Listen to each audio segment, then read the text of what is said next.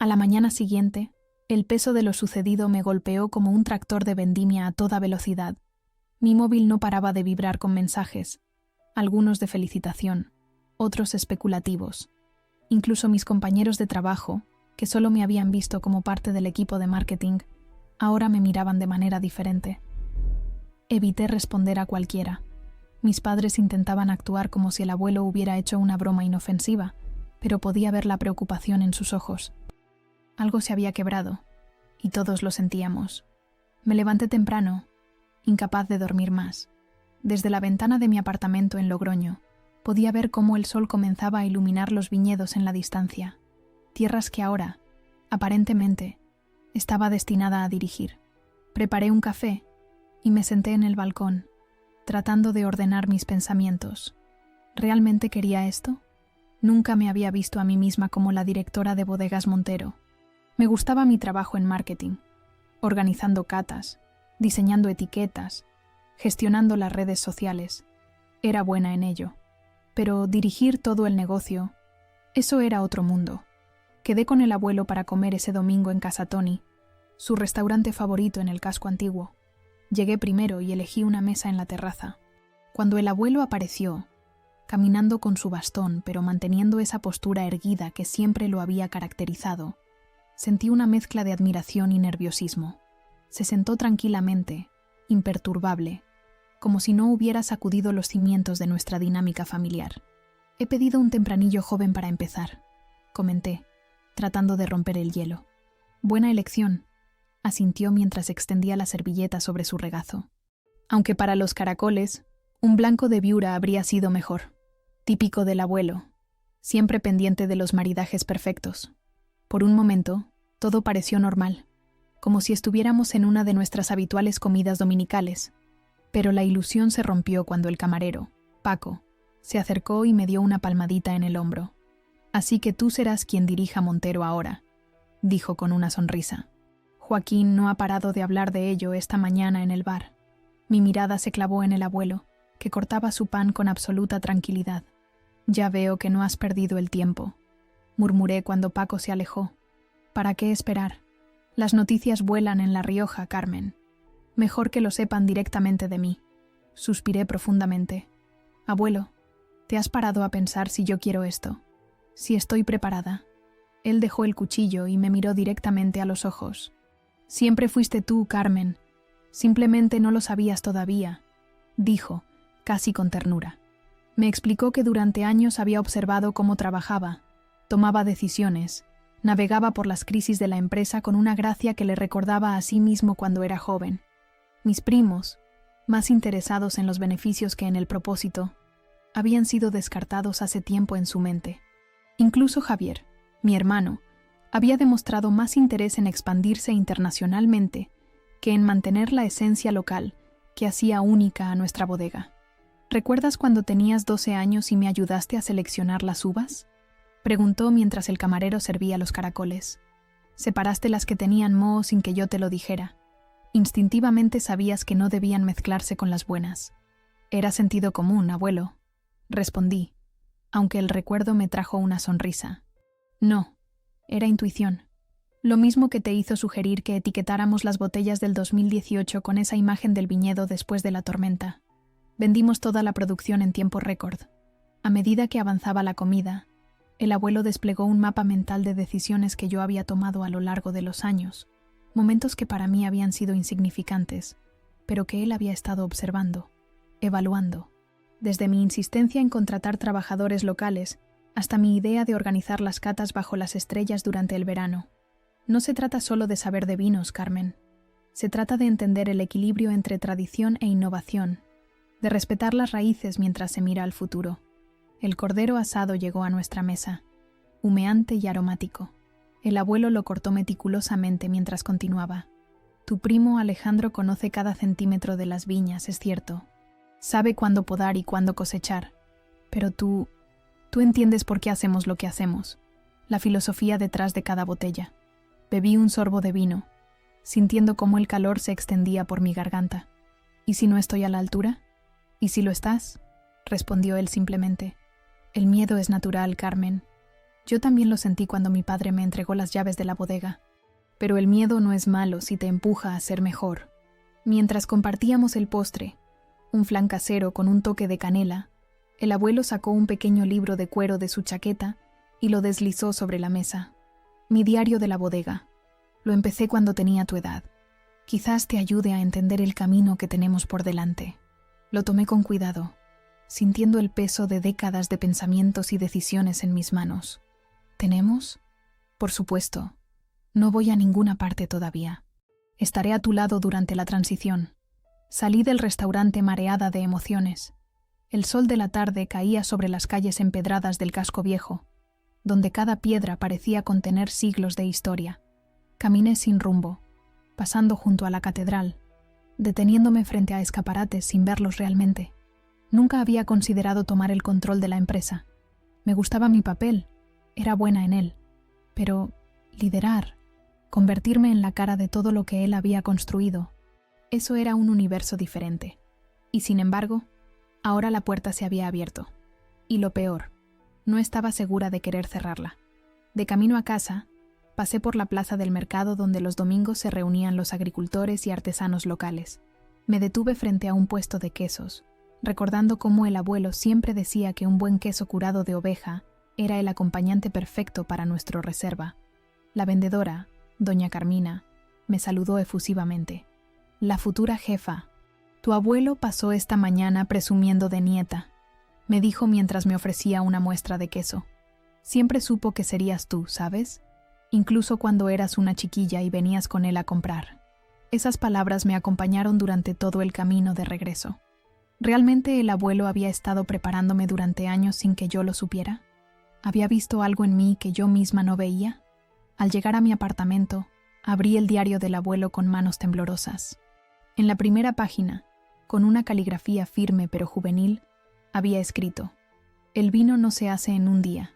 Requiere paciencia, respeto por la tierra y valentía para enfrentar cada temporada, como la vida misma. Me senté junto a la ventana, viendo cómo las luces comenzaban a encenderse en la ciudad mientras el sol se ponía sobre los viñedos en la distancia. Por primera vez, me permití imaginar cómo sería ocupar el lugar del abuelo, no como una imposición, sino como una posibilidad, un camino que quizás, solo quizás, estaba destinada a recorrer. Con el paso de los días, la tensión fue creciendo en la familia. Mi padre dejó de llamarme con la frecuencia habitual. La tía Pilar, que durante años había esperado que su hijo Alejandro heredara la empresa, me envió un mensaje cortante sobre ganarse las cosas como es debido. Las comidas familiares se volvieron tensas. Las conversaciones se tornaron vagas. Incluso mi madre, que siempre había sido mi mayor apoyo, empezó a caminar de puntillas alrededor del tema. El martes por la mañana llegué a la oficina más temprano de lo habitual. Necesitaba unos momentos de tranquilidad antes de enfrentarme a las miradas y los susurros. La bodega comenzaba a despertar lentamente. Podía escuchar a los trabajadores en las viñas, el ruido distante de los tractores, el aroma del café recién hecho en la sala de catas donde Martina, la recepcionista, preparaba todo para los visitantes del día. «Buenos días, señorita Carmen», me saludó con una sonrisa diferente, más formal que la habitual. Ya no era solo Carmen, la del departamento de marketing. Ahora era la futura jefa. «Buenos días, Martina. Por favor, sigo siendo solo Carmen», respondí, intentando mantener la normalidad. Pero la normalidad se había esfumado aquel domingo durante el brindis del abuelo. Me instalé en mi escritorio, revisando el correo electrónico cuando noté a Alejandro pasar por el pasillo. Nuestras miradas se cruzaron brevemente antes de que él desviara la suya, acelerando el paso hacia la zona de producción. Lo que más me dolía era precisamente ese silencio de mi primo.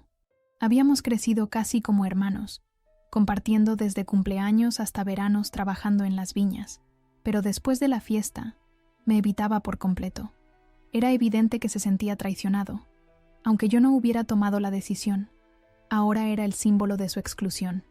Intenté enviarle mensajes, pero las respuestas eran frías, formales.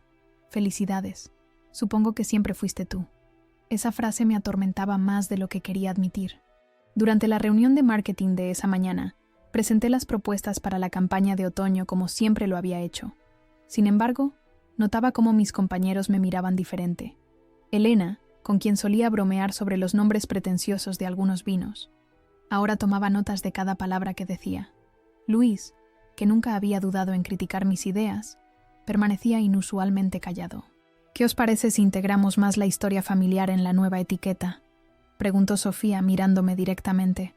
«Al fin y al cabo, la continuidad generacional es ahora nuestro punto fuerte, ¿no?». Sentí que mi cara ardía. «Centrémonos en la calidad de la cosecha. Eso es lo que siempre nos ha distinguido», respondí, intentando desviar la atención de mi persona. Al terminar la reunión, Alejandro estaba esperando en el pasillo. No pude evitar sentir un nudo en el estómago. «¿Podemos hablar?», pregunté, aprovechando la oportunidad. «Estoy ocupado. Las barricas nuevas han llegado y necesito supervisar», respondió secamente, pero no se movió. «5 minutos, Alejandro. Por favor».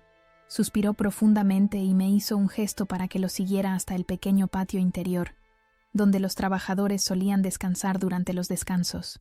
El lugar estaba desierto a esa hora. Nos sentamos en un banco de piedra bajo una parra que llevaba décadas creciendo allí, proporcionando sombra a generaciones de viticultores. «¿Qué quieres, Carmen?», preguntó finalmente, su voz más cansada que enfadada. «Quiero entender qué está pasando entre nosotros». «Esto no fue mi idea, Alejandro. No busqué ser nombrada». Él soltó una risa amarga. «¿Y eso lo hace mejor? ¿Que ni siquiera hayas tenido que esforzarte para quitarme el puesto?». Sus palabras me golpearon como una bofetada. «No te he quitado nada. El abuelo tomó una decisión, una que ni yo esperaba. Una decisión injusta», respondió, arrancando una hoja de la parra y desmenuzándola entre sus dedos. «He dedicado toda mi vida a esta bodega, Carmen. Mientras tú estudiabas en Madrid, yo aprendí a diferenciar cada cepa. Mientras tú hacías prácticas en agencias de publicidad, yo me levantaba a las 5 para revisar la fermentación. ¿Y para qué? Para que el abuelo te entregue todo en bandeja porque eres su nieta favorita». «Eso no es justo», protesté, aunque una parte de mí se preguntaba si tenía razón. «Yo también me he esforzado. Quizás de forma diferente, pero...». «Diferente sí», me interrumpió. «Tú puedes irte si esto no funciona. Volver a Madrid, trabajar en cualquier agencia. Yo no tengo ese lujo, Carmen. Esta bodega es mi vida entera». Nos quedamos en silencio, el peso de sus palabras flotando entre nosotros. A lo lejos, el sonido de los tractores y las voces de los trabajadores nos recordaba que, a pesar de nuestros dramas personales, la vida en la bodega continuaba su curso imperturbable. «Nunca quise competir contigo», dije finalmente. «He amado trabajar a tu lado, no por encima de ti». Alejandro permaneció callado un momento. Luego confesó que siempre había sabido que el abuelo no lo veía como un líder. «Pero pensé que aún tenía tiempo para demostrarle mi valía», dijo. Su voz no sonaba enfadada, solo cansada. Hablamos durante casi 1 hora, no solo sobre la empresa, sino sobre quiénes queríamos ser fuera de ella. Por primera vez en semanas, sentí que algo se reparaba entre nosotros, no perfectamente, pero lo suficiente. Esa tarde, decidí visitar a mis padres en su casa en las afueras de Logroño. La pequeña villa con sus paredes de piedra y su jardín lleno de rosales había sido mi refugio durante toda mi infancia. Al entrar, el aroma familiar de las especias en la cocina me recibió como un abrazo. «Mamá, ¿podemos hablar?», pregunté, encontrándola preparando una tortilla de patatas. Ella me miró con esa mezcla de amor y preocupación que solo las madres saben combinar. «Claro, hija. Tu padre está en el despacho. Lo llamaré». Nos sentamos en la terraza, el sol de la tarde bañando los viñedos que se extendían hasta donde alcanzaba la vista. Necesitaba saber si ellos creían en mí, o si simplemente tenían miedo de lo que este cambio podría traer. «¿Qué piensas realmente de todo esto, papá?», pregunté directamente. Mi padre, un hombre de pocas palabras que había trabajado junto al abuelo durante décadas antes de semi-retirarse, jugueteó con su vaso de vino antes de responder.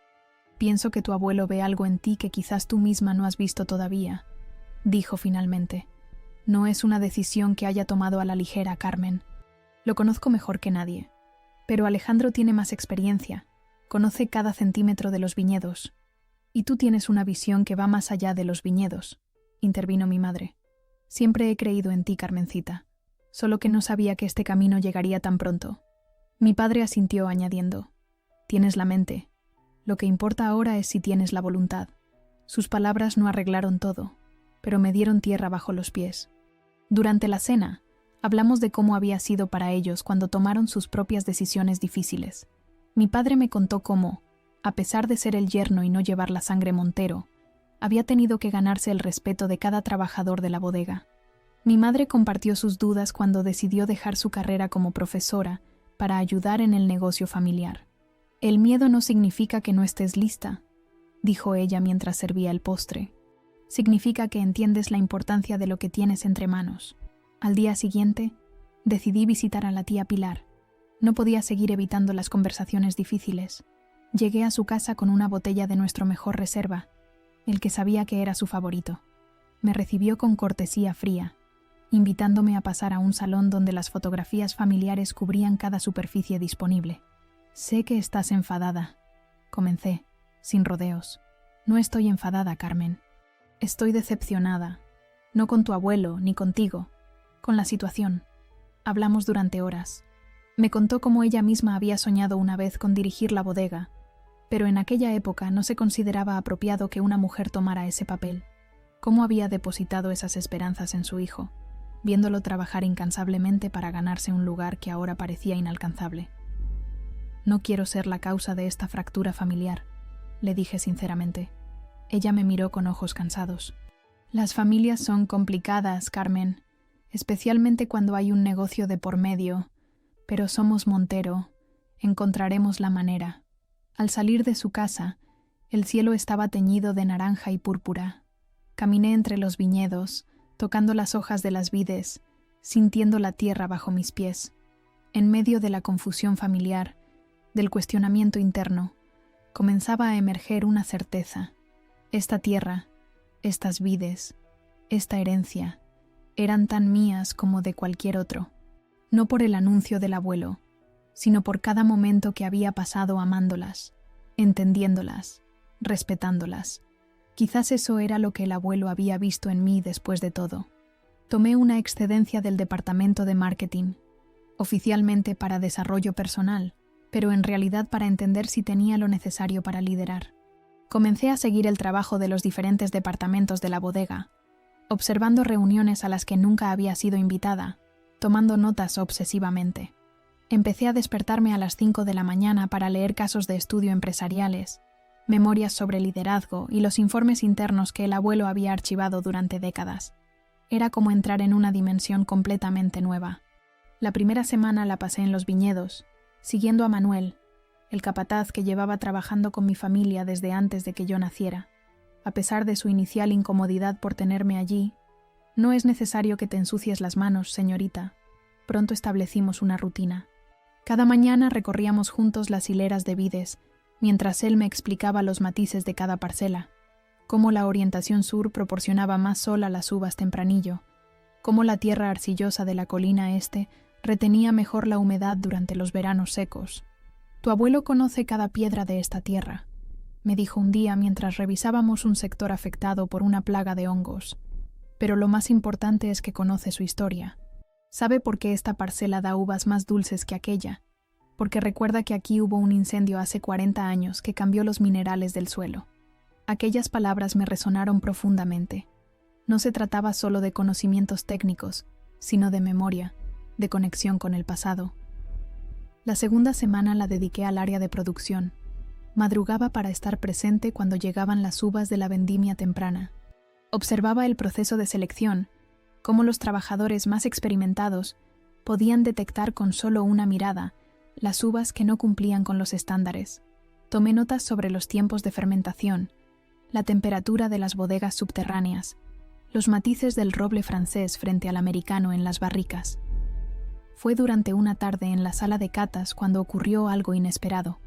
Raúl, nuestro enólogo jefe, estaba presentando las muestras del nuevo vino joven a un grupo de distribuidores catalanes.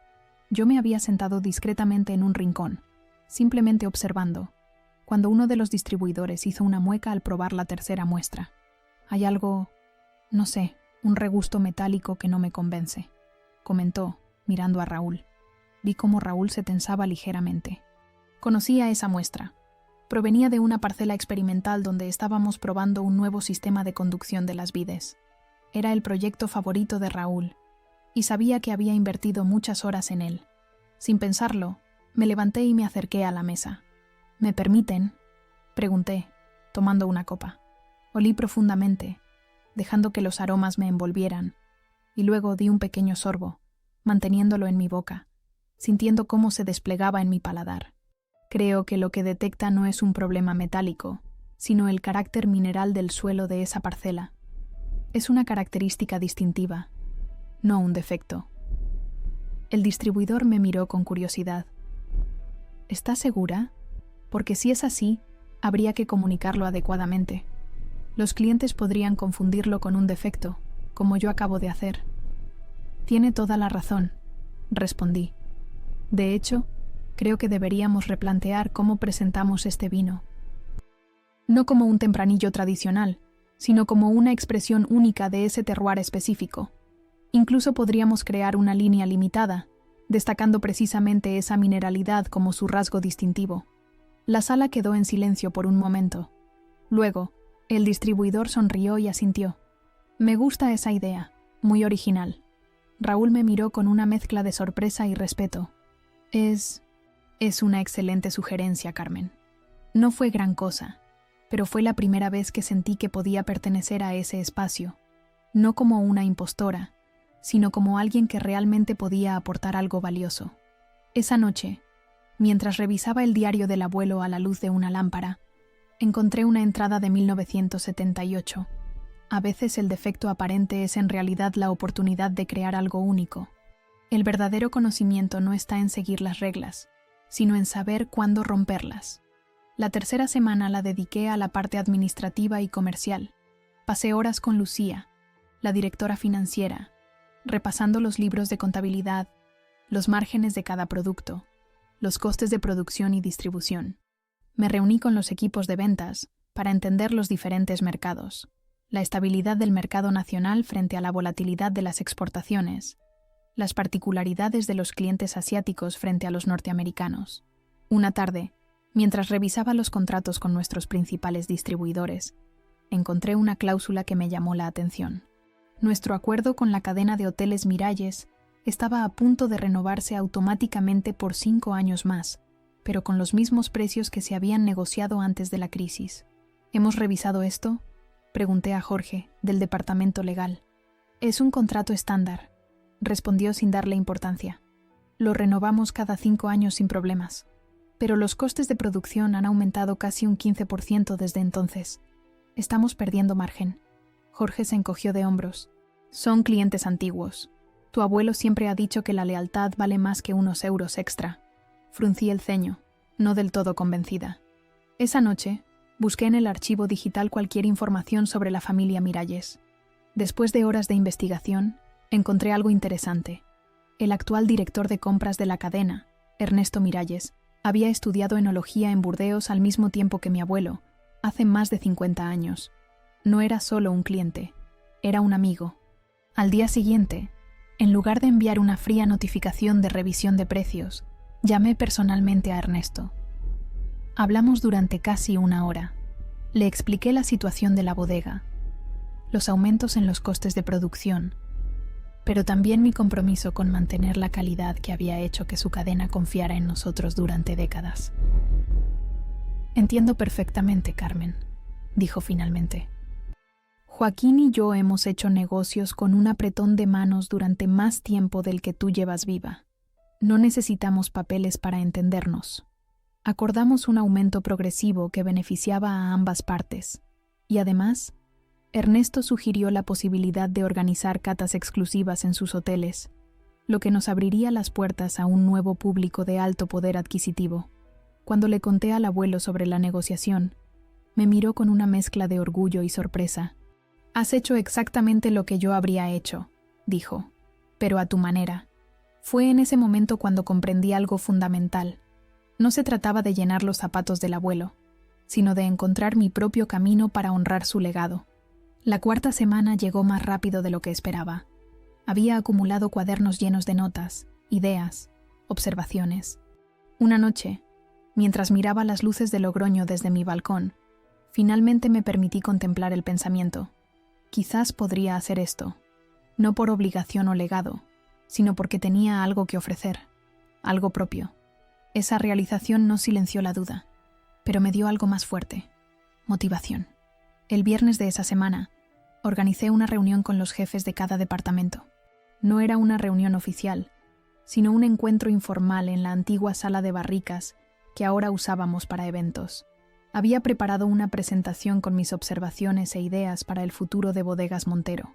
Con el corazón latiendo fuertemente, expuse mi visión: mantener las tradiciones que nos hacían únicos, pero adaptarnos a un mercado cambiante.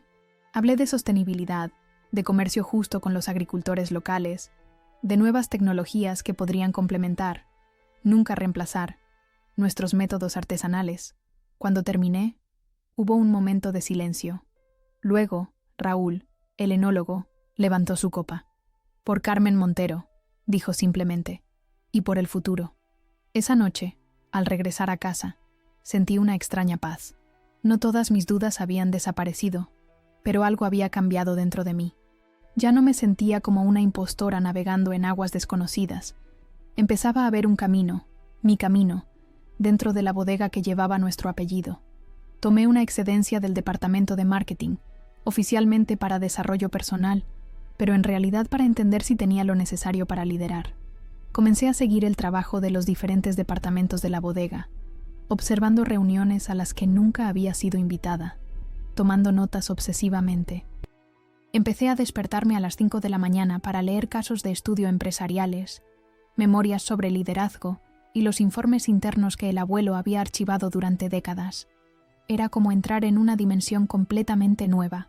La primera semana la pasé en los viñedos, siguiendo a Manuel, el capataz que llevaba trabajando con mi familia desde antes de que yo naciera. A pesar de su inicial incomodidad por tenerme allí: «No es necesario que te ensucies las manos, señorita». Pronto establecimos una rutina. Cada mañana recorríamos juntos las hileras de vides, mientras él me explicaba los matices de cada parcela, cómo la orientación sur proporcionaba más sol a las uvas tempranillo, cómo la tierra arcillosa de la colina este retenía mejor la humedad durante los veranos secos. «Tu abuelo conoce cada piedra de esta tierra», me dijo un día mientras revisábamos un sector afectado por una plaga de hongos. «Pero lo más importante es que conoce su historia. Sabe por qué esta parcela da uvas más dulces que aquella, porque recuerda que aquí hubo un incendio hace 40 años que cambió los minerales del suelo». Aquellas palabras me resonaron profundamente. No se trataba solo de conocimientos técnicos, sino de memoria, de conexión con el pasado. La segunda semana la dediqué al área de producción. Madrugaba para estar presente cuando llegaban las uvas de la vendimia temprana. Observaba el proceso de selección, cómo los trabajadores más experimentados podían detectar con solo una mirada las uvas que no cumplían con los estándares. Tomé notas sobre los tiempos de fermentación, la temperatura de las bodegas subterráneas, los matices del roble francés frente al americano en las barricas. Fue durante una tarde en la sala de catas cuando ocurrió algo inesperado. Raúl, nuestro enólogo jefe, estaba presentando las muestras del nuevo vino joven a un grupo de distribuidores catalanes. Yo me había sentado discretamente en un rincón, simplemente observando, cuando uno de los distribuidores hizo una mueca al probar la tercera muestra. «Hay algo, no sé, un regusto metálico que no me convence», comentó, mirando a Raúl. Vi cómo Raúl se tensaba ligeramente. Conocía esa muestra. Provenía de una parcela experimental donde estábamos probando un nuevo sistema de conducción de las vides. Era el proyecto favorito de Raúl, y sabía que había invertido muchas horas en él. Sin pensarlo, me levanté y me acerqué a la mesa. «¿Me permiten?», pregunté, tomando una copa. Olí profundamente, dejando que los aromas me envolvieran, y luego di un pequeño sorbo, manteniéndolo en mi boca, sintiendo cómo se desplegaba en mi paladar. Creo que lo que detecta no es un problema metálico, sino el carácter mineral del suelo de esa parcela. Es una característica distintiva, no un defecto. El distribuidor me miró con curiosidad. «¿Estás segura? Porque si es así, habría que comunicarlo adecuadamente. Los clientes podrían confundirlo con un defecto, como yo acabo de hacer». «Tiene toda la razón», respondí. De hecho, creo que deberíamos replantear cómo presentamos este vino. No como un tempranillo tradicional, sino como una expresión única de ese terroir específico. Incluso podríamos crear una línea limitada, destacando precisamente esa mineralidad como su rasgo distintivo. La sala quedó en silencio por un momento. Luego, el distribuidor sonrió y asintió. Me gusta esa idea, muy original. Raúl me miró con una mezcla de sorpresa y respeto. Es una excelente sugerencia, Carmen. No fue gran cosa, pero fue la primera vez que sentí que podía pertenecer a ese espacio, no como una impostora, sino como alguien que realmente podía aportar algo valioso.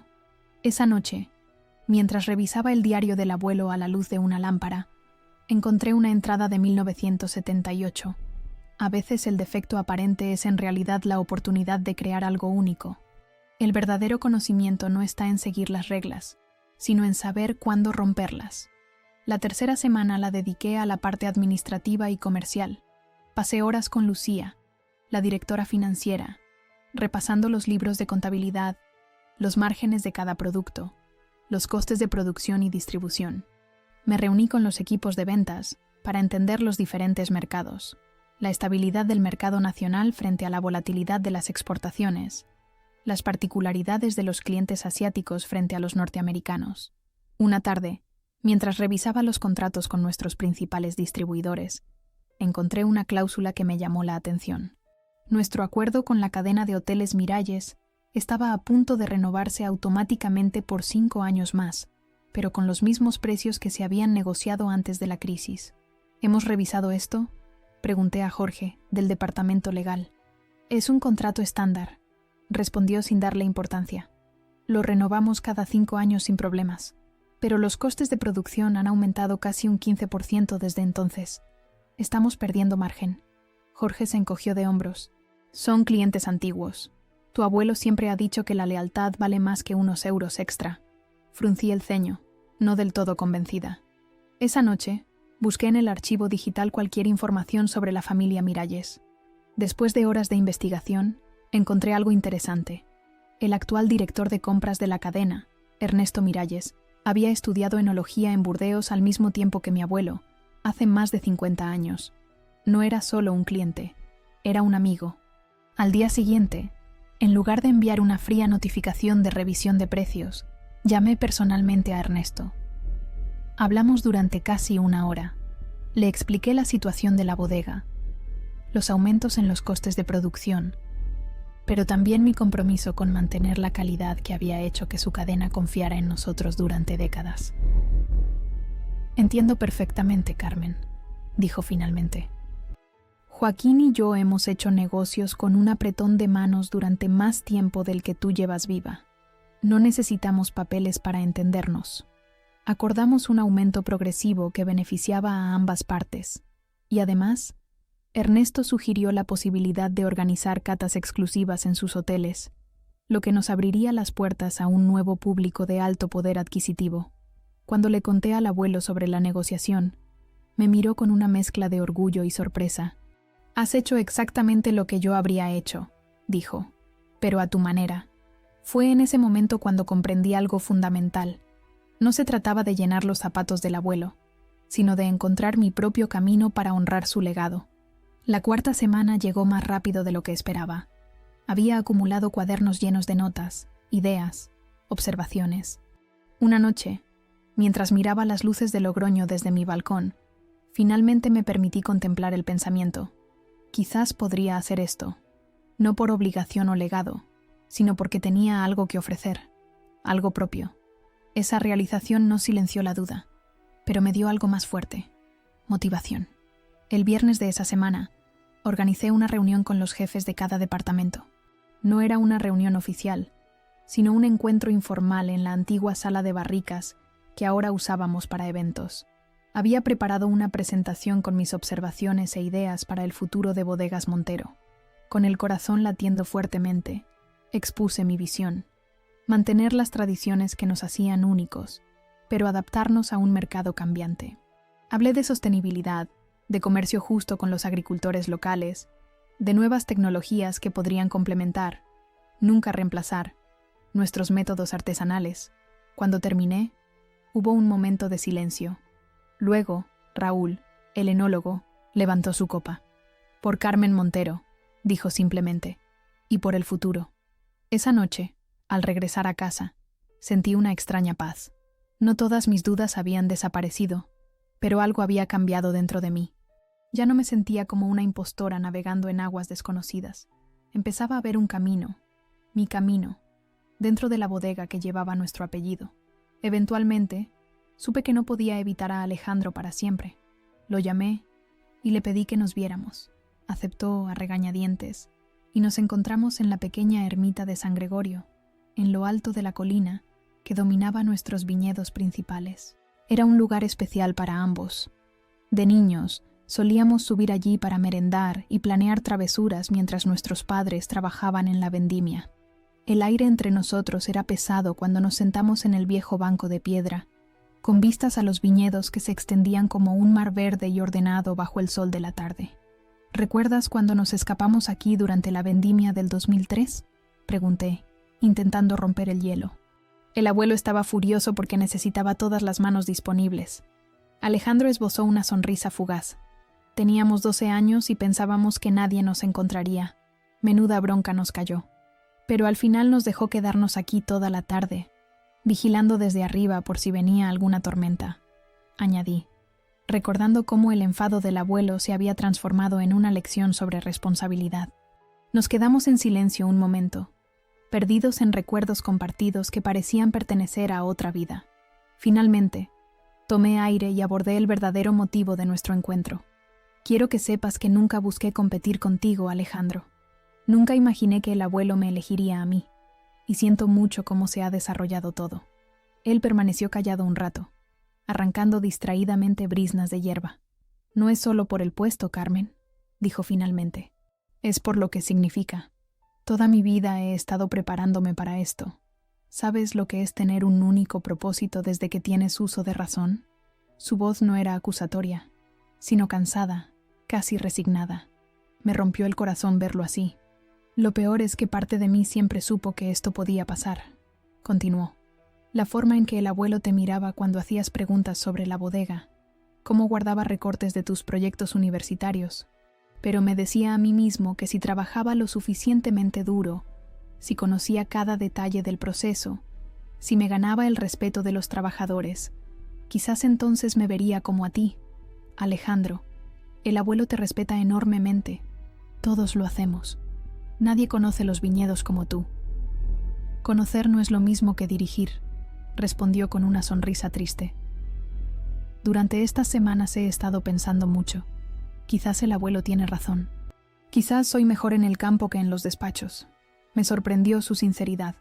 Esperaba enfrentarme a su rabia, no a esta resignación reflexiva. He estado observándote, ¿sabes? Continuó. Mientras hacías tu ronda por los departamentos, vi cómo hablabas con los trabajadores, cómo escuchabas sus problemas, cómo propusiste soluciones que a nadie se le habían ocurrido. Tienes algo, Carmen, algo que yo no tengo, pero tú tienes algo que yo nunca tendré, respondí.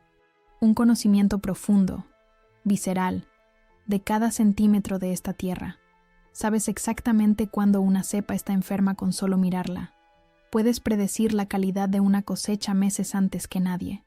Nos quedamos en silencio, dejando que nuestras palabras flotaran en el aire cálido de la tarde. A lo lejos, podíamos ver el pueblo, con sus casas de piedra agrupadas alrededor de la iglesia, y más allá, las instalaciones de la bodega donde generaciones de nuestra familia habían trabajado. No quiero perderte, Alejandro, dije finalmente. No solo como primo, sino como parte fundamental de Bodegas Montero. Si voy a hacer esto, y aún no estoy completamente segura, te necesito a mi lado. Él me miró directamente por primera vez en semanas. ¿Qué estás proponiendo exactamente? Una asociación real. Tú como director técnico, con autoridad completa sobre los viñedos y la producción. Yo me ocuparía de la estrategia, las ventas, la imagen de marca. 2 áreas complementarias, no una por encima de la otra. Alejandro reflexionó sobre mis palabras. ¿Y si no funciona? Las familias y los negocios no siempre se mezclan bien. Entonces lo resolveremos, como siempre hemos hecho. Pero al menos lo habremos intentado juntos, no separados por un resentimiento que ninguno de los dos quiere. Una bandada de estorninos pasó volando sobre nosotros, dirigiéndose hacia los viñedos en busca de uvas maduras. Alejandro los siguió con la mirada. «Tendríamos que espantarlos antes de que devoren la cosecha temprana», comentó, siempre atento a los pequeños detalles que podrían afectar la calidad de nuestros vinos. «Podríamos usar esos nuevos repelentes sónicos que vimos en la feria de Valencia», sugerí. «Ecológicos y efectivos». Una pequeña sonrisa apareció en su rostro. «¿Ves? Ahí está. Siempre pensando en soluciones innovadoras mientras yo me preocupo por lo inmediato». Nos quedamos un rato más, hablando no solo de la bodega, sino de nosotros mismos, de nuestros miedos e inseguridades, de nuestras esperanzas para el futuro. No resolvimos todo, pero sentí que algo comenzaba a sanar entre nosotros. No perfectamente, pero lo suficiente para empezar. Al día siguiente, decidí visitar a la tía Mercedes, la hermana mayor del abuelo. A sus 85 años, se mantenía lúcida y afilada como siempre. Vivía en una casa antigua en el centro histórico de Logroño, rodeada de libros y recuerdos de sus muchos viajes como embajadora cultural de los vinos de La Rioja. Si había alguien que podía darme una perspectiva honesta sobre toda esta situación, era ella. Me recibió en su pequeño patio interior, donde las macetas rebosantes de geranios y hierbas aromáticas creaban un oasis de frescor en medio del calor veraniego. El aroma a romero y lavanda impregnaba el aire mientras su asistenta, Dolores, nos servía un té helado con limón y menta. Así que Joaquín finalmente dio el paso, comentó después de escuchar mi relato. Ya era hora. Su reacción me sorprendió. ¿Tú lo sabías? Mi hermano y yo no tenemos secretos, cariño. Ha estado hablando de esto desde hace años. Simplemente esperaba el momento adecuado. Pero, ¿por qué yo? Alejandro tiene más experiencia, mi hermano Javier tiene más contactos internacionales. La tía Mercedes me observó por encima de sus gafas de lectura con esa mirada penetrante que siempre parecía ver más allá de las palabras. ¿Sabes por qué tu abuelo y yo conseguimos levantar la bodega después de la guerra civil, cuando todo estaba en ruinas? No fue solo por conocer el vino o tener contactos. Fue porque entendíamos que una bodega no es solo un negocio, es un legado, una responsabilidad hacia la tierra y las personas que dependen de ella. Tomó un sorbo de su té antes de continuar. He visto cómo miras los viñedos, Carmen. No solo ves uvas y cepas, ves historias, futuros, posibilidades. Alejandro ve problemas que resolver. Javier ve números que cuadrar. Tú ves el alma de Bodegas Montero. Sus palabras resonaron profundamente en mí, recordándome lo que había estado sintiendo durante mis semanas de inmersión en la bodega. Pero todo el mundo está tan molesto, murmuré. Bah, las familias siempre se alteran con los cambios. Cuando tu abuelo decidió modernizar la bodega en los años 70, tu bisabuelo no le habló durante meses. Creía que estaba traicionando las tradiciones. Y mira ahora, aquella decisión nos salvó de la ruina. La tía Mercedes se inclinó hacia adelante, tomando mis manos entre las suyas, arrugadas pero sorprendentemente fuertes. El verdadero liderazgo, Carmen, no consiste en hacer que todos estén contentos. Consiste en tomar las decisiones correctas incluso cuando son difíciles.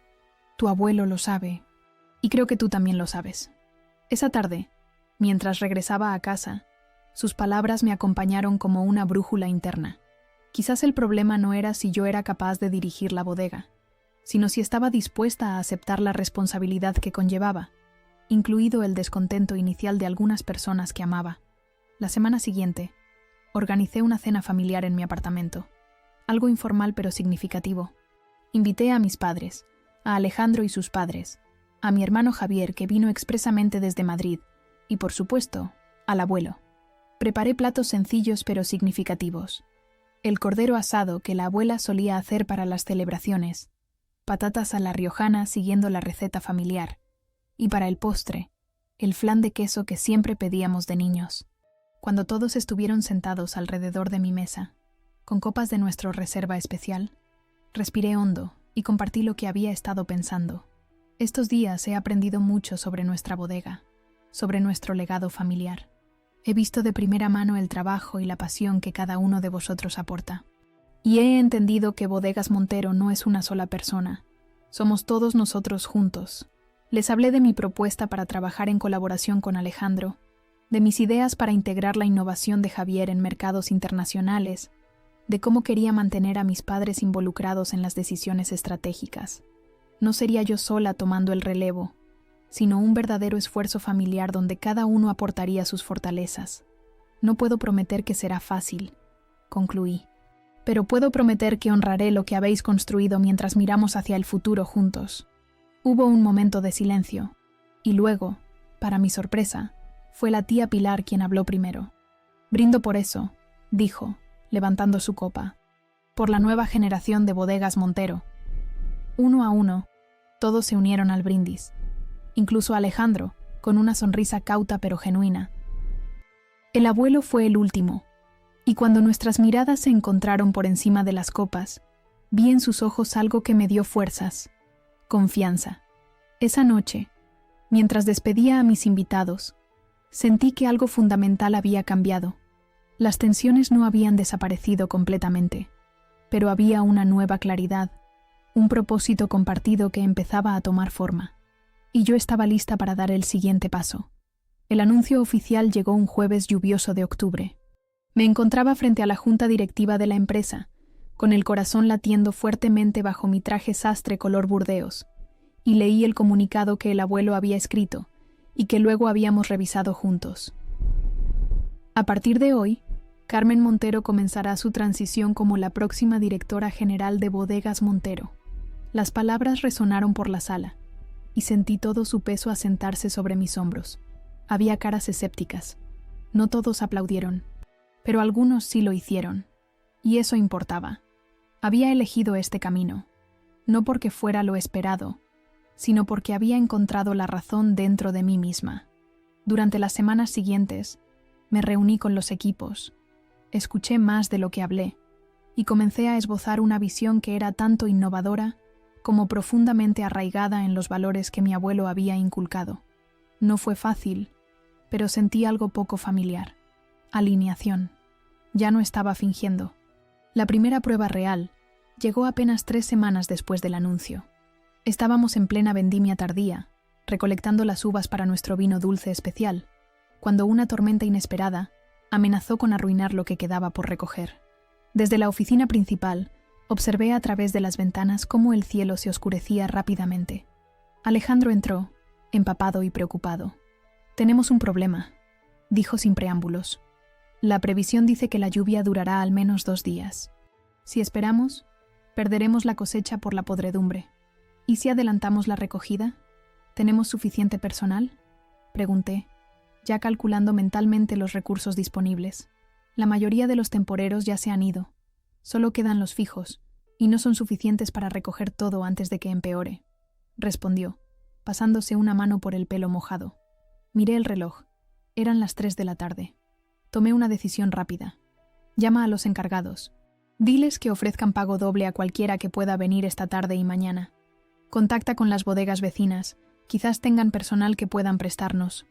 Yo me encargaré de conseguir más manos. Mientras Alejandro se ponía manos a la obra, comencé a hacer llamadas. Contacté con la Escuela de Agricultura, donde muchos estudiantes estarían dispuestos a ganar un dinero extra. Llamé a amigos en la ciudad que podrían ayudar. Incluso contacté con el ayuntamiento para que difundiera nuestra necesidad a través de sus canales. 2 horas más tarde, había un desfile de coches y furgonetas dirigiéndose hacia nuestros viñedos. Estudiantes, jubilados, amigos de la familia, incluso algunos ejecutivos de empresas locales que habían decidido cambiar sus trajes por ropa de trabajo por un día. Me puse unas botas de goma, me recogí el pelo bajo una gorra y me uní a ellos. Trabajamos hasta bien entrada la noche, con focos improvisados iluminando las hileras de vides. Llovía intermitentemente, pero nadie se quejaba. Había algo casi mágico en aquella cadena humana recogiendo racimos contrarreloj, pasándolos cuidadosamente hasta las cajas que los tractores transportaban a la bodega. El abuelo apareció en algún momento, con su impermeable amarillo brillante. No dijo nada, simplemente tomó unas tijeras y se unió a la línea, cortando racimos con la precisión que solo décadas de experiencia pueden dar. Nuestras miradas se cruzaron brevemente bajo la luz artificial, y pude ver en sus ojos un brillo de aprobación que valía más que cualquier palabra. Al amanecer, habíamos salvado casi toda la cosecha. Los últimos voluntarios se marchaban, agotados pero satisfechos. Alejandro y yo nos quedamos solos en el patio de la bodega, empapados, exhaustos, pero extrañamente eufóricos. «Bien jugado, jefa», dijo, con una sonrisa cansada pero genuina. Era la primera vez que me llamaba así sin ironía. «Ha sido un esfuerzo de equipo», respondí. «No lo habríamos logrado sin ti organizando los grupos y estableciendo las prioridades por sectores». Nos quedamos en silencio un momento, contemplando las cajas llenas de uvas que ahora descansaban seguras bajo techo. «Sabes, siempre pensé que dirigir la bodega significaba estar encerrado en un despacho, firmando papeles y asistiendo a cenas de negocios», comenté. «Pero esto es lo que realmente importa, ¿verdad? Estar aquí, con las manos en la tierra, tomando decisiones rápidas cuando es necesario». Alejandro asintió. «El abuelo siempre dice que el verdadero carácter de un bodeguero se revela durante las crisis. Creo que acabas de pasar tu primera prueba».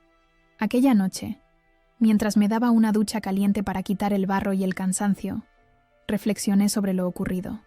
Había sido una situación de emergencia, pero me había sentido extrañamente en mi elemento. Las decisiones habían fluido naturalmente, sin segundas dudas. Quizás esto era lo que el abuelo había visto en mí desde el principio. No solo la capacidad de dirigir en tiempos tranquilos, sino de mantener la calma y la claridad cuando las cosas se complicaban. Los días siguientes fueron un torbellino de actividad. La vendimia tardía resultó ser excepcional a pesar de las dificultades. Los técnicos hablaban de un dulce especial, con un equilibrio perfecto entre acidez y azúcares naturales. «Será un gran año», comentaban. Un vino para recordar. Poco a poco, la dinámica en la bodega comenzó a cambiar. Las miradas escépticas se volvieron más respetuosas. Las sugerencias que hacía en las reuniones ya no eran recibidas con silencio incómodo. Incluso los trabajadores más antiguos, aquellos que habían conocido a mi bisabuelo, empezaron a acudir a mí con sus preocupaciones e ideas. Un mes después del anuncio oficial, organicé una presentación para todo el personal. Había trabajado durante semanas en un plan estratégico para los próximos 5 años, consultando con cada departamento, escuchando todas las voces. Era el momento de compartirlo. La sala de barricas antigua estaba llena. Había dispuesto sillas en semicírculo y una pantalla grande para la presentación. Incluso algunos de los temporeros que habían participado en el rescate de la vendimia habían venido. Me sorprendió ver también a algunos de nuestros proveedores principales y a representantes de las bodegas vecinas. El abuelo debía haberlos invitado. «Bodegas Montero no es solo una empresa», comencé. «Es una familia extendida, una tradición viva, un compromiso con esta tierra que nos ha dado tanto». Les hablé de mis planes: modernizar ciertas áreas de producción, manteniendo los métodos tradicionales que nos definían, expandir nuestra presencia en mercados internacionales, sin perder nuestra identidad local, invertir en prácticas sostenibles que protegieran los viñedos para las generaciones futuras. Hablé de crear un programa de formación para jóvenes de la región, asegurando la transmisión de conocimientos. Y finalmente, presenté el proyecto que más ilusión me hacía: la creación de una fundación para la preservación del patrimonio vitivinícola de La Rioja, que documentaría las técnicas ancestrales y apoyaría a pequeños productores en dificultades. No pretendo revolucionar lo que ya funciona, concluí. Pero sí quiero asegurarme de que Bodegas Montero siga siendo relevante y próspera en un mundo cambiante. Y para eso, necesito a cada uno de vosotros. Cuando terminé, hubo un momento de silencio. Luego, lentamente, Martín, el tonelero más antiguo de la bodega, un hombre que rara vez hablaba en las reuniones, se puso de pie. «Mi padre trabajó para don Joaquín, y su padre para el fundador», dijo con su voz grave. «He visto crecer esta bodega durante más de 40 años, y puedo decir que lo que has presentado hoy honra el pasado mientras mira al futuro. Tienes mi apoyo, Carmen». Uno a uno, otros se unieron, añadiendo comentarios, haciendo preguntas, ofreciendo sugerencias. No fue una ovación unánime, pero sentí que había un consenso emergente. Estábamos avanzando juntos. Después de la presentación, Mientras los empleados disfrutaban de un pequeño ágape que había organizado, el abuelo se acercó a mí. Había estado sentado en la última fila durante toda la exposición, observando en silencio. ¿Y bien?, pregunté, nerviosa por su veredicto. «Has encontrado tu voz», respondió simplemente. «No estás imitándome a mí ni a nadie más. Estás hablando como Carmen Montero, y eso es exactamente lo que la bodega necesita». Más tarde ese mes, visité al abuelo en su casa. Estaba sentado en la terraza, contemplando la puesta de sol sobre los viñedos. El otoño había teñido las hojas de las vides con tonos rojizos y dorados, creando un paisaje de extraordinaria belleza. Me senté a su lado, disfrutando del momento de tranquilidad después de semanas frenéticas. «¿Sabes?», dijo después de un rato. «Cuando tenía tu edad, también dudé. Mi padre había construido algo sólido, y yo temía no estar a la altura». «¿Qué te hizo superar esa duda?», pregunté. «Darme cuenta de que no se trataba de ser igual que él, sino de ser fiel a la esencia de lo que él había creado, mientras añadía mi propio capítulo a la historia». El abuelo me miró y dijo simplemente: «Sabía que llegarías aquí». Sonreí, no porque él tuviera razón, sino porque, finalmente, yo también lo creía. Mientras el sol desaparecía tras las colinas, dejando un cielo pintado en tonos púrpura y naranja, sentí una profunda conexión con esta tierra, con sus ciclos eternos de siembra y cosecha, de invierno y renacimiento. Entendí que mi papel no era solo administrar un negocio, sino ser guardiana de algo vivo, algo que había existido antes que yo y que continuaría mucho después. «El vino», dijo el abuelo como si leyera mis pensamientos, «es uno de los pocos productos que mejora con el tiempo, como las buenas decisiones». Levanté mi copa hacia el horizonte, en un brindis silencioso por el pasado, el presente y el futuro de Bodegas Montero. Mi camino apenas comenzaba, pero por primera vez desde aquel brindis que lo cambió todo, sentía que estaba exactamente donde debía estar.